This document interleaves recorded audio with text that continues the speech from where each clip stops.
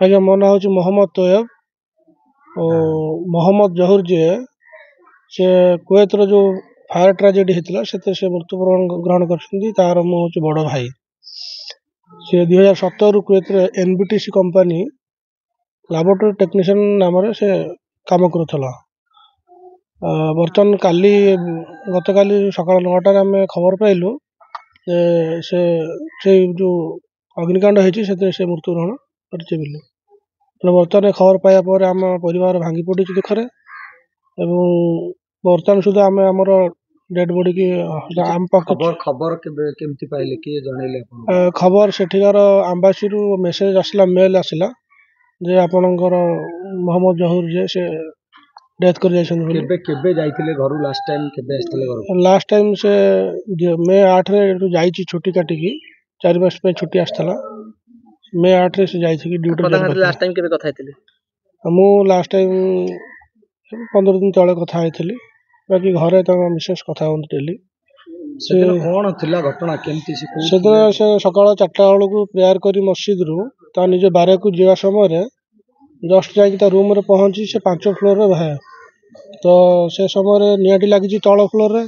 ସେ ତାଙ୍କ ସାଙ୍ଗମାନେ କହିବା କଥା ଯେ ଆମେ ଡକାଡକି କଲୁ ଉପରକୁ ପଳେଇବା, କିନ୍ତୁ ଇଏ କହିଲା ଯେ ମୁଁ ବାହାରକୁ ପଳେଇବି, ତଳକୁ ଦୌଡ଼ି ଆସିଲା। ସେ ସମୟରେ କିନା ତଳ ଯେହେତୁ ଲାଗିଛି ବଡ଼ ଧର ନିଆଁ, ଆଉ ସେ ବାହାରକୁ ଆସିପାରିନି।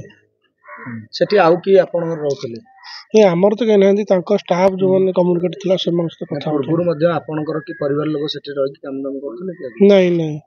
କନଫର୍ମ କେମିତି କଲେ ଏଇ ଯୋଉ ଘଟଣା ବୋଲି? କନଫର୍ମ ସେ କନଫର୍ମ କଲେ କ'ଣ, ସେଠି ଆମର ଯେଉଁ ରିଲେଟିଭ୍ ଅଛନ୍ତି ଜବ୍ କରୁଛନ୍ତି ତାଙ୍କ ମାଧ୍ୟମରେ ଆମେ ଫୋନ୍ ମାଧ୍ୟମରେ। ବର୍ତ୍ତମାନ କ'ଣ ଖବର ଅଛି, କେମିତି କୋଉଠି ଆସି ପହଞ୍ଚିଲେଣି? ବର୍ତ୍ତମାନ ଖବର କିଛି ସଠିକ୍ ଆମେ ପାଇନୁ କୋଉଠି ପହଞ୍ଚିଛନ୍ତି, କିନ୍ତୁ କାଲି ରାତି 4ଟାରୁ ସେ ଛାଡ଼ିଛନ୍ତି କୁଏତ ବୋଲି ଆମେ ଅଛି ଖବର ଏତିକି। ରାଜ୍ୟ ସରକାରଙ୍କ ପକ୍ଷରୁ ରାଜ୍ୟ ସରକାରଙ୍କ କିଛି ସୂଚନା ଆମେ ଏବେ ପାଇନୁ। ଆଜି କ'ଣ ଦିଲ୍ଲୀରେ ପହଞ୍ଚିବେ, ଭୁବନେଶ୍ୱରରେ ବି ପହଞ୍ଚିବାର ଅଛି ବୋଲି ଯାହା ଖବର ମିଳୁଛି? ସେ ଖବର ତ ଆମ ପାଖରେ କିଛି ନାହିଁ, କାହା ସହିତ ଆମର କମ୍ୟୁନିକେଟ୍ ହେଇନି। ଆପଣଙ୍କୁ ମୃତଦେହ ହସ୍ତାନ୍ତର କରାଯିବ କିଛି? ନାଇଁ, ସେ ବିଷୟରେ କିଛି ଅନୁରୋଧ କରିବେ ରାଜ୍ୟ ସରକାର?